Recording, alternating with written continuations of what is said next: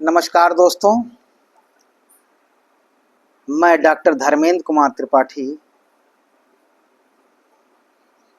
Assistant professor भूगोल विषय, किसान पीजी कॉलेज बहराइच उत्तर प्रदेश, अपने यूट्यूब चैनल डॉक्टर धर्मेंद्र के त्रिपाठी में आप सभी का बहुत बहुत स्वागत करता हूं। दोस्तों, आज हमारा विषय है जलवायु परिवर्तन। जलवायु परिवर्तन, क्लाइमेट चेंज। जलवायु परिवर्तन, क्लाइमेट चेंज। दोस्तों, जलवायु परिवर्तन पृथ्वी की जलवायु परिवर्तन पृथ्वी की जलवायु में लंबे समय तक जलवायु परिवर्तन पृथ्वी के जलवायु में लंबे समय तक होने वाले परिवर्तन को दर्शाता है। जलवायु परिवर्तन पृथ्वी के जलवायु में लंबे समय तक होने वाला परिवर्तन को दर्शाता है। यह परिवर्तन पृथ्वी के तापमान, यह परिवर्तन पृथ्वी के तापमान, वर्षा और मौसम पैटर्न,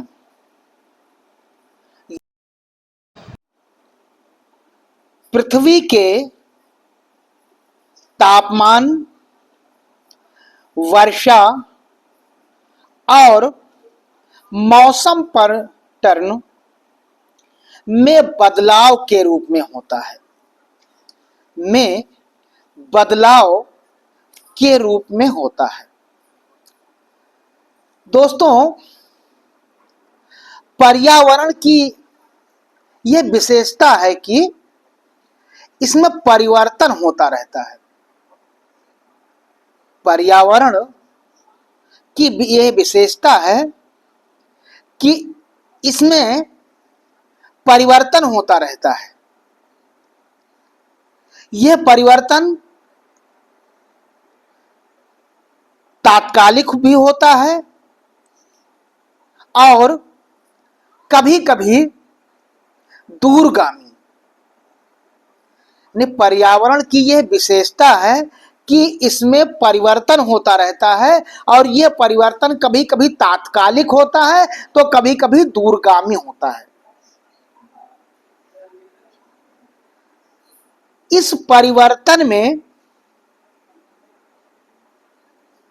पर्यावरण के इस परिवर्तन में प्रमुख भूमिका जलवायु की होती है। पर्यावरण के इस परिवर्तन में प्रमुख भूमिका जो होती है वो जलवायु की होती है, क्योंकि जलवायु पर्यावरण के अन्य घटकों क्योंकि जलवायु पर्यावरण के अन्य घटकों तथा मानव पर प्रत्यक्ष प्रभाव डालता है। जलवायु पर्यावरण और मानव के संबंधों पर प्रत्यक्ष प्रभाव डालता है। हिम युग से औद्योगिक युग, हिम युग से औद्योगिक युग तक पृथ्वी की जलवायु में परिवर्तन आता रहा है। अगर देखा जाए तो हिम युग से औद्योगिक युग तक जलवायु में परिवर्तन आता रहा है। जलवायुवेत्ता के विशद समूह ने जलवायुवेत्ता के विशद समूह ने पृथ्वी की जलवायु का अध्ययन कर यह सामान्य निष्कर्ष निकाला है, यानी अनेक जलवायुवेत्ताओं ने पृथ्वी की जलवायु के बारे में अध्ययन करके यह निष्कर्ष निकाला है कि भूगर्भिक युगों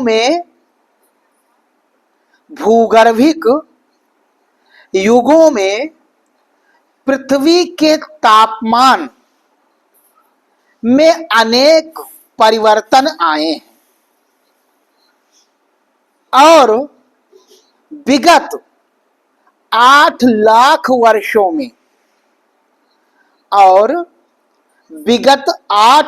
वर्षों में अनेक बार हिमयुग रहे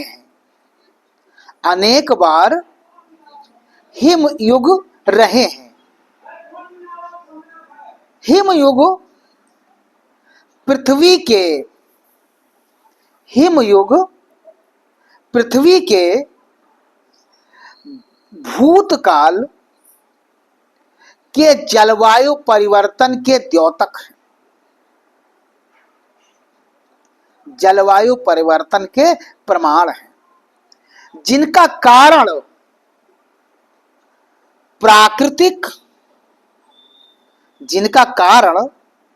प्राकृतिक रहा, किंतु चौंकाने वाले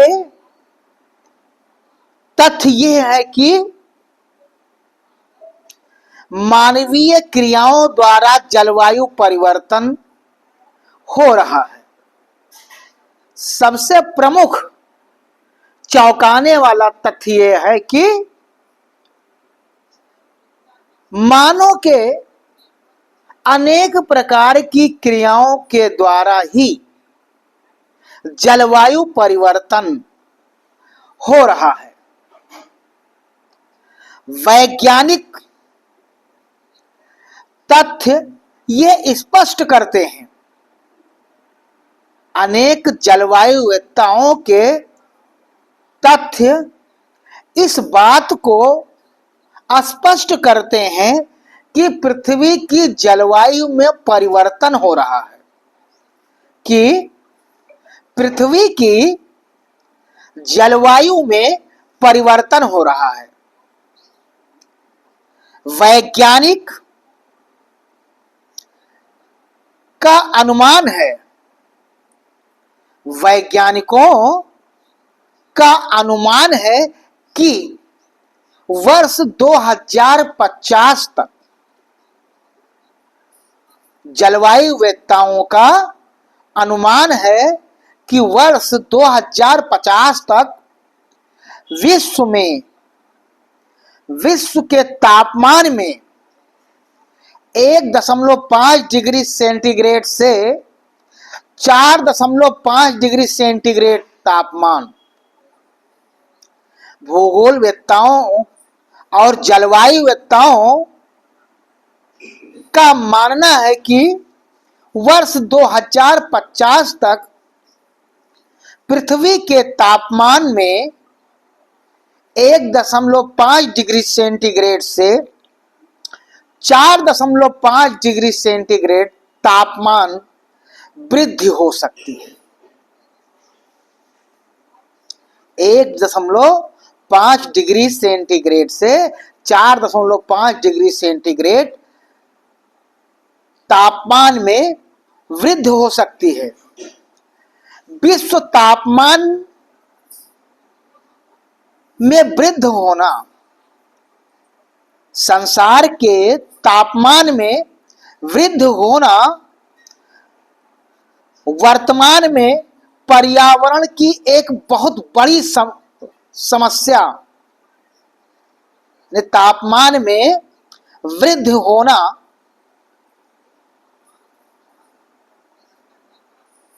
एक समस्या है जिसे ग्लोबल वार्मिंग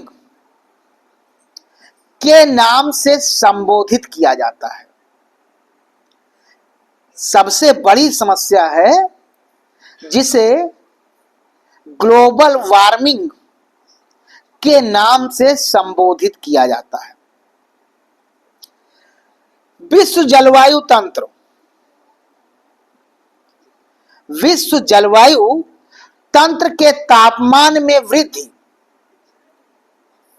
विश्व जलवायु तंत्र के तापमान में वृद्धि के प्रमाण वायु और सामुद्रिक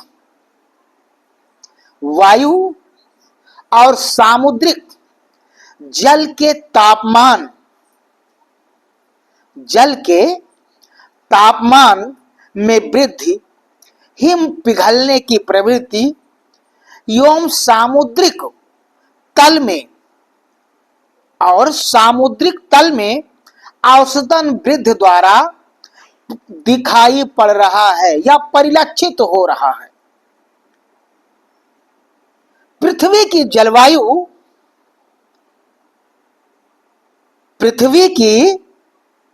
जलवायु सूर्य, वायुमंडल, महासागर, स्थल क्षेत्र और जैव जगत के अंतर संबंधों का परिणाम है। यानी पृथ्वी की जो जलवायु है वो सूर्य, वायुमंडल, महासागर, स्थल क्षेत्र और जैव जगत के अंतर संबंधों का परिणाम होता है। वायुमंडल की जटिलता एवं वायुमंडल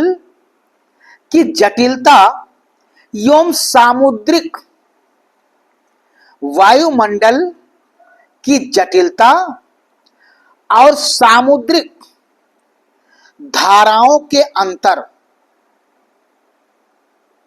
वायुमंडल की जटिलता और सामुद्रिक धाराओं के अंतर कार्यात्मकता के फलस्वरूप तापीयता में वृद्धि होती है, जिसके कारण तूफान, बाढ़, सूखा और अनेक जलवायुगत घटनाओं में वृद्धि हो रही है। वायुमंडल के गर्म होने के अनेक उदाहरण मिलते हैं। वायुमंडल के गर्म होने के अनेक उदाहरण मिलते हैं।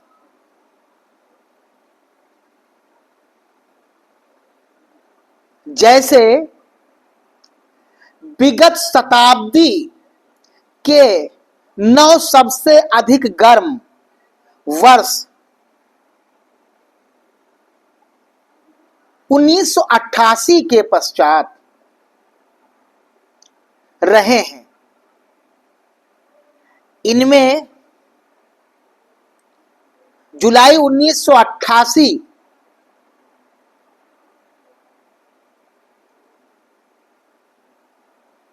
सबसे गर्म रहा और फिर निरंतर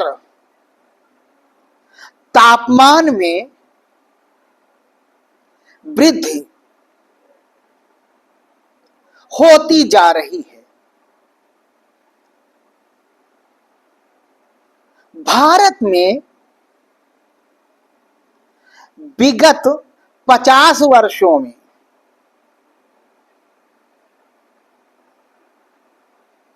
तापमान ने कई रिकॉर्ड बनाए हैं।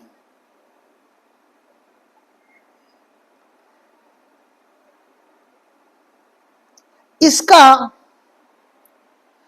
प्रमुख कारण भी मानवीय क्रियाएं हैं। इनके कारणों के बारे में अगर देखा जाए तो प्रमुख कारण मानवीय क्रियाएं हैं। जैसे परिवहन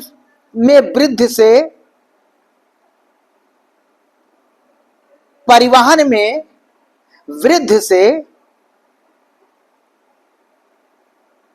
पेट्रोल पदार्थों की अधिक खपत हो रही है।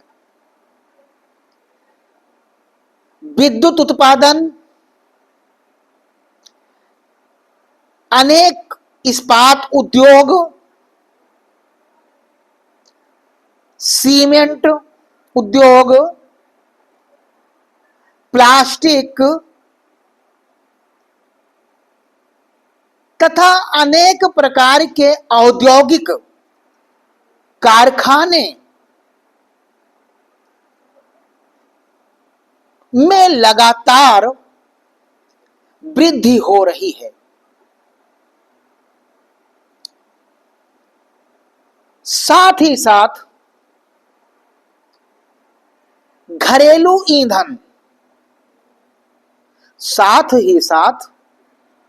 घरेलू ईंधन एवं अनेक प्रकार के उपकरण,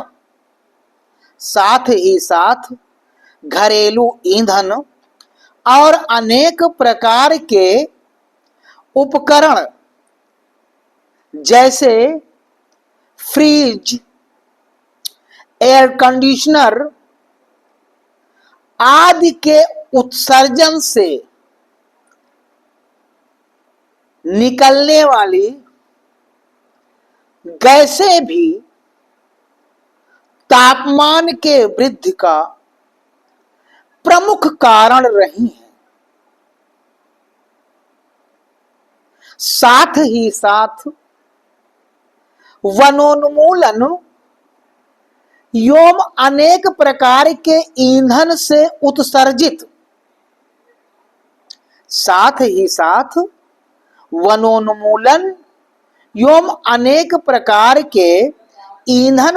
उत्सर्जित कार्बन डाइऑक्साइड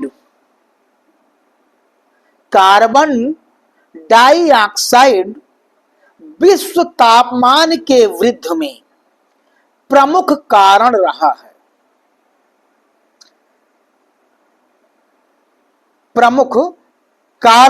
है। इनमें अन्य गैसें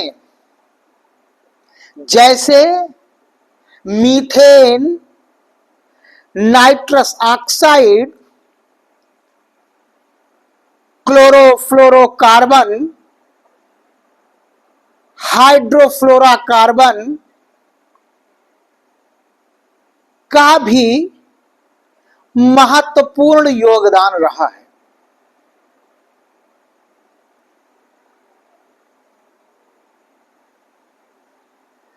जलवायु परिवर्तन पर स्थापित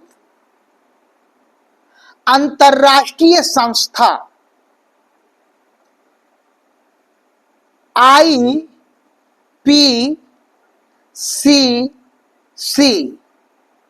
inter governmental panel on climate change, जिसमें 3000 से अधिक विशेषज्ञ सम्मिलित हुए और उन लोगों का मानना है कि विश्व के औसत तापमान में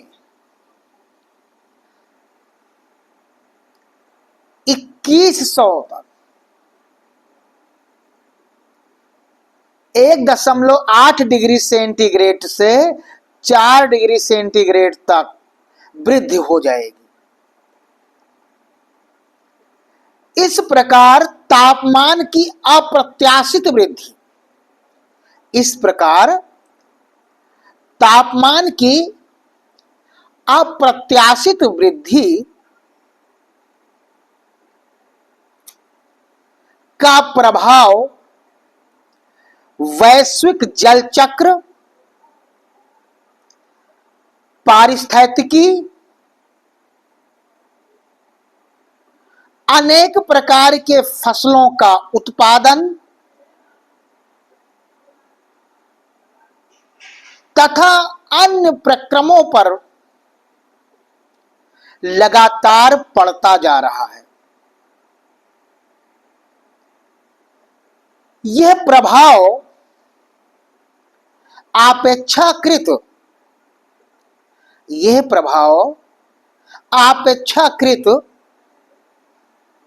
उष्ण प्रदेशों पर ज्यादा पड़ रहा है। यह प्रभाव अपेक्षाकृत उष्ण प्रदेशों पर ज्यादा पड़ रहा है। आईपीसीसी का दूसरा प्रतिवेदन, आईपीसीसी का दूसरा प्रतिवेदन 1995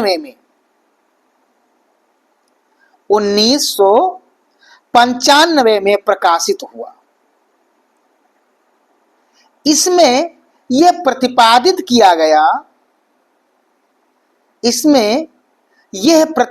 किया गया कि जलवायु परिवर्तन एक लंबी अवधि की प्रक्रिया है। जलवायु परिवर्तन एक लंबी अवधि की प्रक्रिया है और मानवीय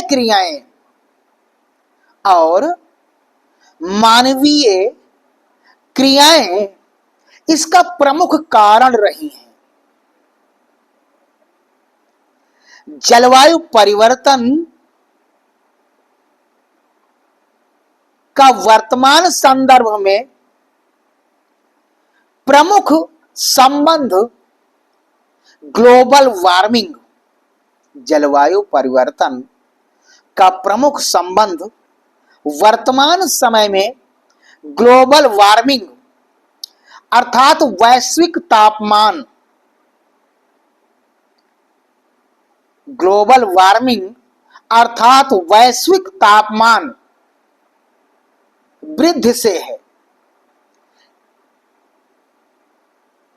ग्लोबल वार्मिंग दोस्तों, ग्लोबल वार्मिंग या वैश्विक तापमान, ग्लोबल वार्मिंग या वैश्विक तापमान वृद्धि से तात्पर्य पृथ्वी के तापमान में निरंतर हो रही वृद्धि से। ग्लोबल वार्मिंग या वैश्विक तापमान वृद्धि से तात्पर्य पृथ्वी के तापमान में निरंतर हो रहा वृद्धि जो पर्यावरण और जीव जगत, तापमान में हो रहा निरंतर वृद्धि जो पर्यावरण और जीव जगत के लिए खतरा बनता जा रहा है।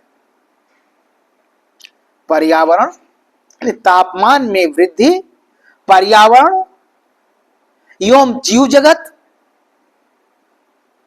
एवं अनेक पादपों के लिए निरंतर खतरा बनता चला जा रहा है।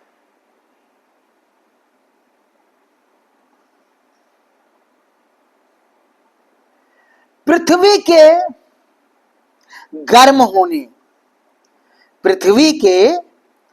गर्म होने अथवा होने की संभावना, पृथ्वी के गर्म होने अथवा होने की संभावना जो वायुमंडल के कुछ गैसों के संग्रहण, जो वायु मंडल के कुछ गैसों के संग्रहण में वृद्धि से होती है, ग्लोबल वार्मिंग कहलाती है या वैश्विक तापमान कहलाता है।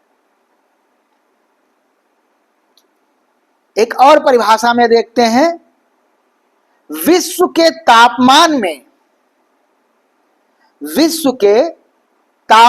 में क्रमिक मंद वृद्धि, विश्व के तापमान में क्रमिक मंद वृद्धि जो हरित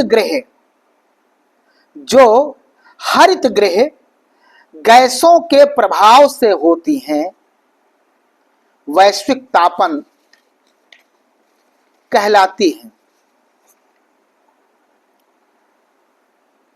वायुमंडल में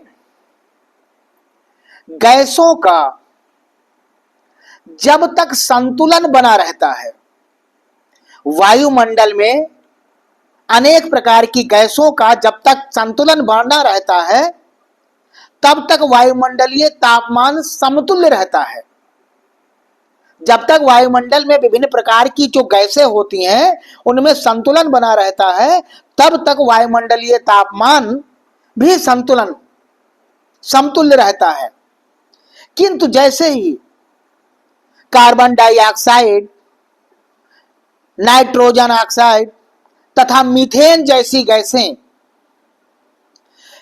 पृथ्वी के चारों तरफ एक आवरण बना देती हैं, ये गैसें पृथ्वी के चारों ओर एक आवरण बना देती हैं जो पृथ्वी के उत्सर्जित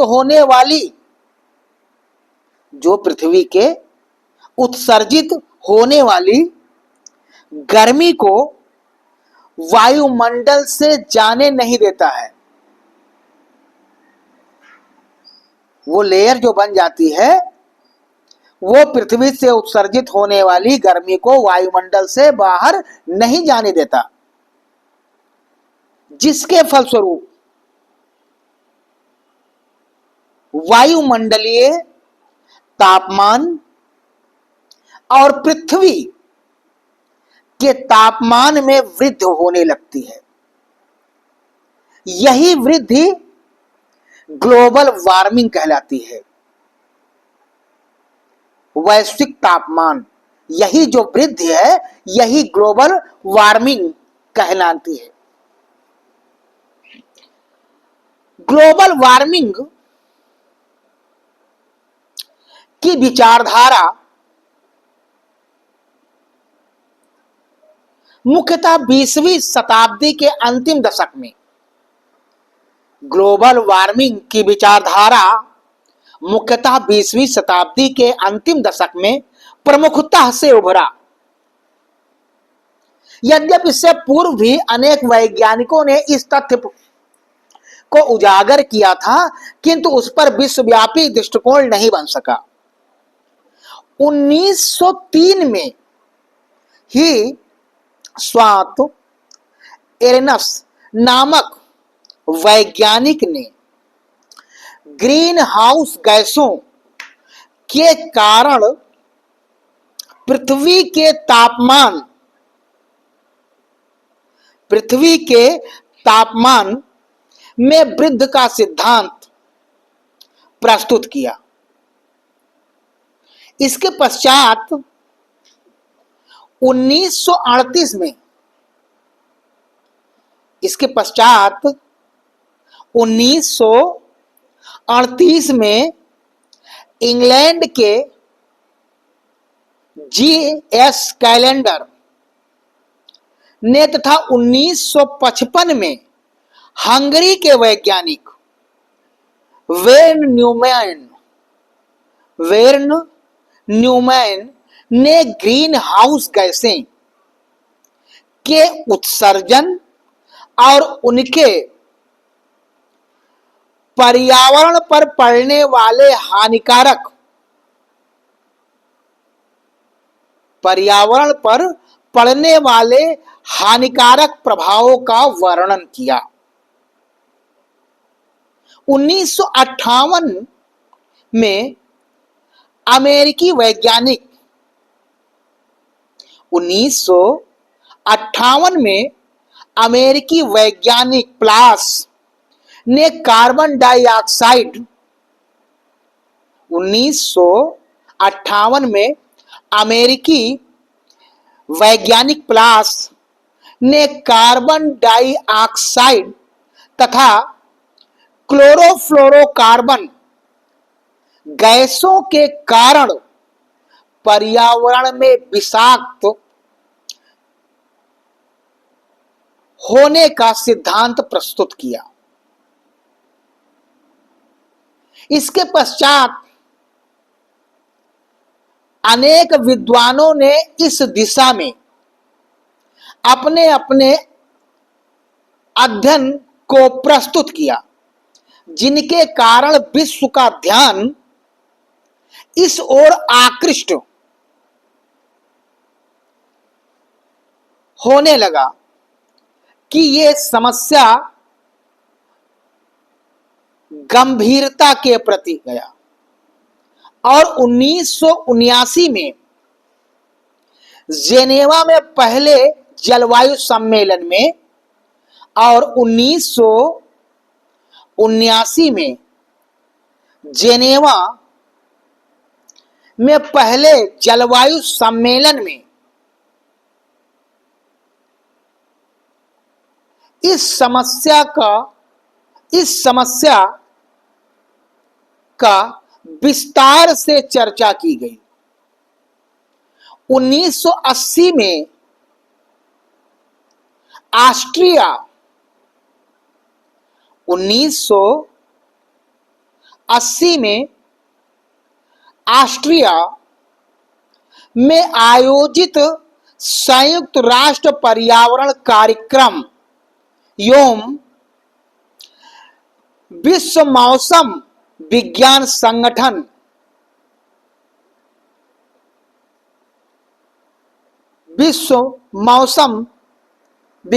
संगठन ने जलवायु परिवर्तन को एक प्रमुख समस्या माना गया।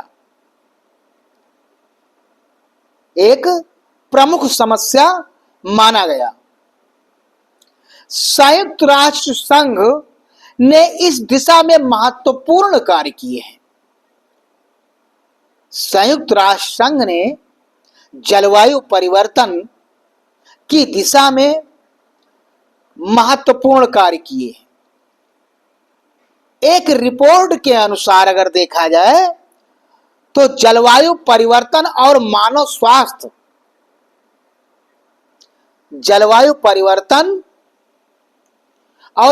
स्वास्थ्य पर खतरा और समाधान, जलवायु परिवर्तन और मानव स्वास्थ्य पर खतरा और समाधान में इसके दुष्प्रभावों से विश्व को परिचित कराया गया। अनेक देशों में, विश्व के कई देशों में ग्रीन हाउस गैसों के उत्सर्जन को कम करने हेतु संधियां भी की गईं। विश्व के अनेक देशों में ऐसी गैसों का उत्सर्जन कम किया जाए जो पर्यावरण और जलवायु को नुकसान पहुंचा रही हों। इस पर भी विश्व के कई देशों में संधियां की गईं। जापान के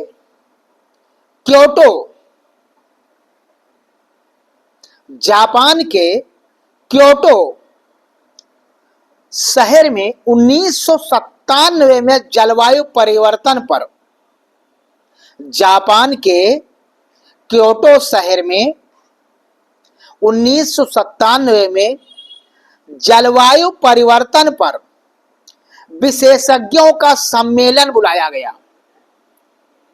इसमें 34 औद्योगिक इस सम्मेलन में 34 औद्योगिक देशों सहित विश्व के 141 विकसित देशों द्वारा और विकासशील देशों के मध्य समझौता किया गया। उसके अनुसार, उस समझौते के अनुसार सभी देशों द्वारा कार्बन डाइऑक्साइड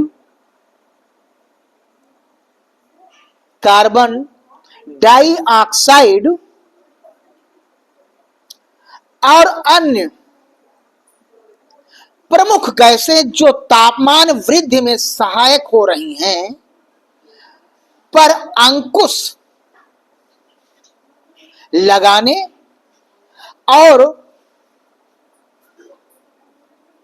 2012 तक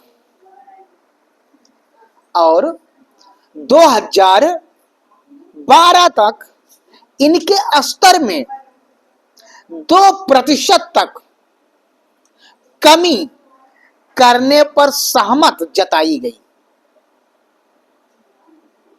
इस समझौते के कई बिंदुओं को लागू करने हेतु, यानी इस जो समझौता हुआ इसमें कई बिंदुओं को लागू करने हेतु 16 फरवरी 2005 में क्योटो प्रोटोकॉल लागू हुआ। यानी 16 फरवरी 2005 में क्योटो प्रोटोकॉल लागू हुआ। आज विश्व के सभी देश इस बात पर एक मत हैं। वर्तमान में विश्व के सभी देश इस बात पर एक मत हैं कि ग्लोबल वार्मिंग पर नियंत्रण आवश्यक है। वर्तमान में विश्व के सभी देश एक मत हैं कि ग्लोबल वार्मिंग पर नियंत्रण आवश्यक है, अन्यथा यह पृथ्वी पर जीवन का संकट उत्पन्न कर सकता है। यह पृथ्वी पर जीवन संकट पैदा कर सकता है। ग्लोबल वार्मिंग में प्रमुख गैसें अगर देखी जाएं तो carbon dioxide, carbon monoxide, methane, nitrous oxide, nitrogen oxide और क्लोरोफ्लोरोकार्बन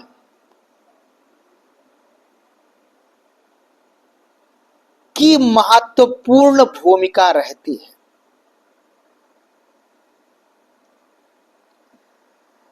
ग्लोबल वार्मिंग के प्रभाव को अगर देखा जाए तो पर्यावरण के विभिन्न घटकों पर्यावरण के विभिन्न घटकों और पारिस्थितिकी तंत्र पर पड़ रहा है। इसके प्रभाव जो हैं वो विश्व तापमान में वृद्धि कर रहे हैं। ग्लोबल वार्मिंग के प्रभाव को अगर देखा जाए तो वो विश्व के तापमान में वृद्धि कर रहे हैं। ओजोन के परत पर अपना प्रभाव डाल रहे हैं। जीवों पर प्रभाव डाल रहे हैं। पादपों पर ग्लोबल वार्मिंग का प्रभाव पड़ रहा है। वायुमंडल पर ग्लोबल वार्मिंग का प्रभाव पड़ रहा है और सागरीय जल पर भी ग्लोबल वार्मिंग का प्रभाव पड़ रहा है। जलवायु के परिवर्तन के अगर कारणों को जलवायु परिवर्तन के अगर कारणों को देखा जाए तो जलवायु परिवर्तन का जो कारण है वो है ग्रीन हाउस गैसेज, जीवाश्म ईंधन का उपयोग, वनस्पतियों और वृक्षों की कटाई, उद्योगों की बहुलता, परिवहन के साधनों का निरंतर विकास होना और जनसंख्या वृद्धि प्रमुख कारण है। यानी जलवायु परिवर्तन के अगर कारणों को देखा जाए तो जनसंख्या वृद्धि, ग्रीन हाउस गैसेज,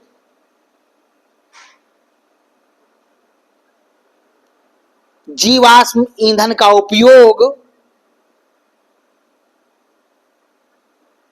वनस्पतियों और वृक्षों की कटाई,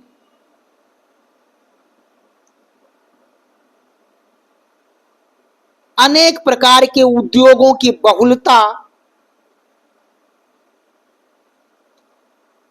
आदि प्रमुख कारण हैं जो इस जलवायु परिवर्तन को निरंतर वृद्धि करने में सहायता प्रदान कर रहे हैं।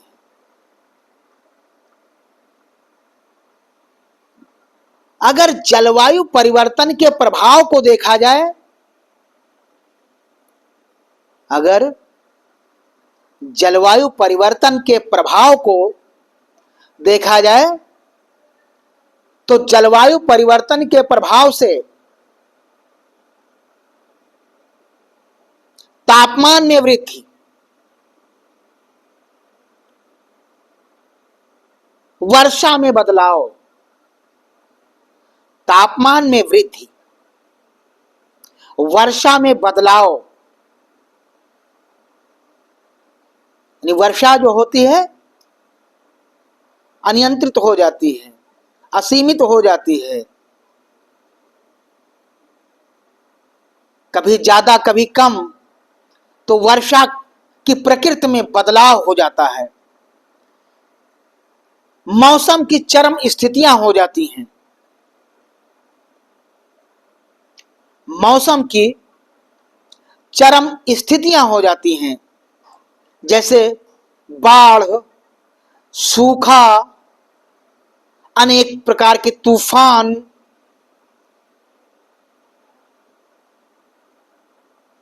मौसम की चरम स्थितियां पैदा हो जाती हैं।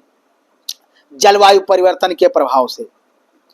समुद्र स्तर में वृद्धि, समुद्र स्तर में वृद्धि हो जाती है, जल संकट आ जाता है, खाद्य सुरक्षा की समस्याएं, यानी खाद्य पदार्थों की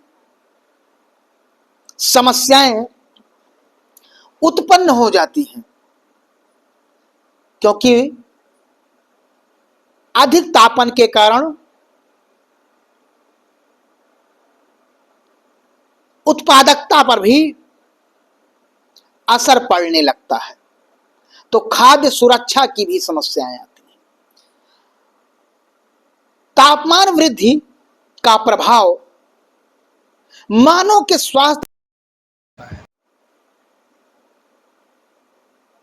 अत्यधिक गर्मी के कारण मानव का स्वास्थ्य अनेक प्रकार की बीमारियों से ग्रसित हो जाता है। तो ये जलवायु परिवर्तन के प्रभाव हैं।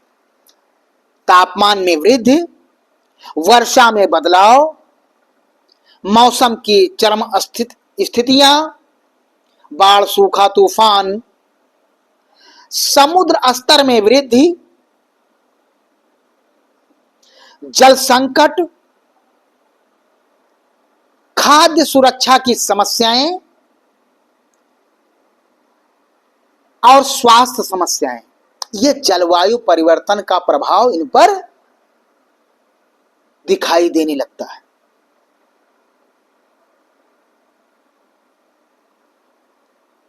जलवायु परिवर्तन के समाधान,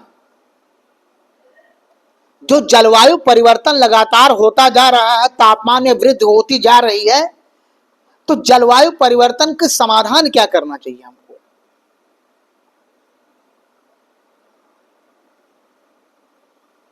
नंबर 1, ऊर्जा की बचत। जलवायु परिवर्तन के समाधान को अगर देखा जाए तो ऊर्जा की बचत करनी चाहिए। नंबर 2, अक्षय ऊर्जा स्रोतों का उपयोग करना चाहिए। अक्षय ऊर्जा स्रोतों का उपयोग करना चाहिए। वनस्पति, अनेक प्रकार की वनस्पतियों की रक्षा करनी चाहिए। वृक्षों की रक्षा करनी चाहिए।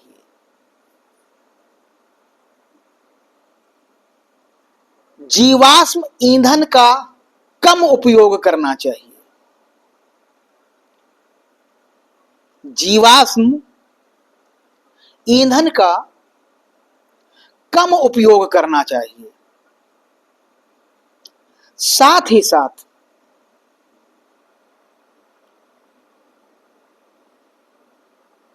जलवायु परिवर्तन के बारे में जनमानस में जागरूकता लानी चाहिए। साथ ही साथ जलवायु परिवर्तन में, यानी जलवायु परिवर्तन के बारे में जनता में जागरूकता पैदा करनी चाहिए और अंतर्राष्ट्रीय सहयोग,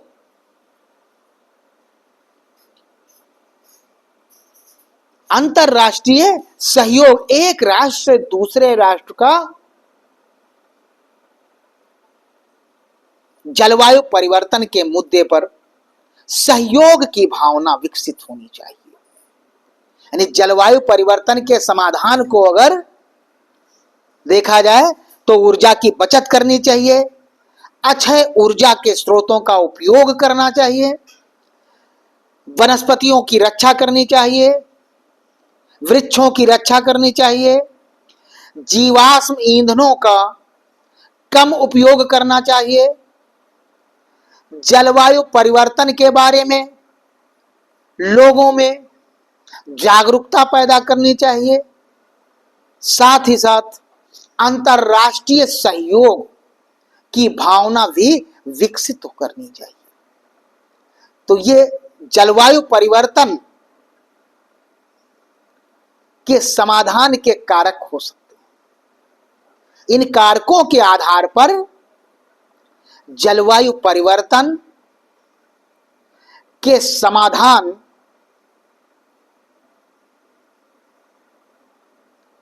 को कम किया जा सकता है।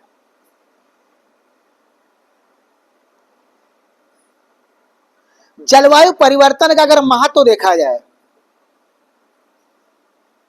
जलवायु परिवर्तन महत्व देखा जाए तो पृथ्वी की रक्षा होती है, मानव जीवन की सुरक्षा होती है, आर्थिक विकास होता है, सामाजिक न्याय, पर्यावरण संरक्षण होता है। ये सब चीजें हमको अपनानी होगी। जलवायु परिवर्तन वर्तमान समय का प्रमुख विश्वव्यापी मुद्दा बनता जा। आज सब विश्व समुदाय एक पटल पर जलवायु परिवर्तन के मुद्दे पर एक पटल पे खड़ा हुआ है और सभी लोग मिलकर इस बात को मान रहे हैं कि किसी न किसी रूप में हमको जलवायु परिवर्तन को कम करना होगा, तापमान की वृद्धि को कम करना होगा। क्योंकि अगर इसी तरह तापमान में वृद्धि होती रही तो मानव सहित जीव जगत और वनस्पतियां के लिए बहुत व्यापक समस्याएं पैदा हो सकती हैं। हमको सरकार के द्वारा बनाई गई नीतियों का पालन करना होगा। केंद्र सरकार के द्वारा बनाई गई नीतियों को राज्य सरकारों के द्वारा लागू करवाना होगा। साथ ही साथ समयानुसार उनको नीतियों के बारे में जानकारी प्राप्त करनी चाहिए कि वो नीति हमारी कितनी प्रभावी हो रही है और कहीं असफल हो रही है तो उसके असफल होने के कारण क्या है और किन क्षेत्रों में है। इसके लिए मानव को, जनता को, आम जनमानस को जागरूकता लानी होगी, जनता में जागरूकता पैदा करना होगा। जलवायु परिवर्तन के बारे में जनता को बताना होगा। विभिन्न प्रशिक्षण के माध्यम से, विभिन्न शोधों के माध्यम से उनको बताया जाएगा कि हम इस तरह जलवायु परिवर्तन में भूमिका निभाते जा रहे हैं जो आने वाले समय में एक महत्वपूर्ण खतरा बनता जा रहा है। उसके कमी में हमारी क्या भूमिका हो सकती है, कैसे हम उस तापन को कम कर सकते हैं, तापमान को कम कर सकते हैं, इनके बारे में जागरूकता लानी होगी, आम जनमानस को बताना होगा। साथ ही साथ विभिन्न कानूनों का सख्ती के साथ पालन करवाना होगा,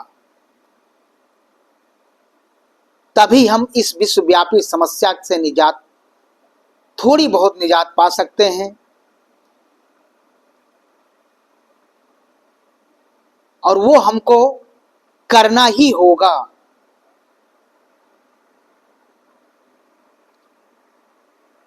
दोस्तों, आज का जो हमारा विषय था जलवायु परिवर्तन, उम्मीद है कि इस विषय इस वीडियो के माध्यम से जलवायु परिवर्तन और ग्लोबल वार्मिंग जैसे ज्वलंत मुद्दे पर आपको इस वीडियो के माध्यम से जानकारी प्राप्त होगी। मिलते हैं एक नए विषय के साथ, तब तक के लिए नमस्कार।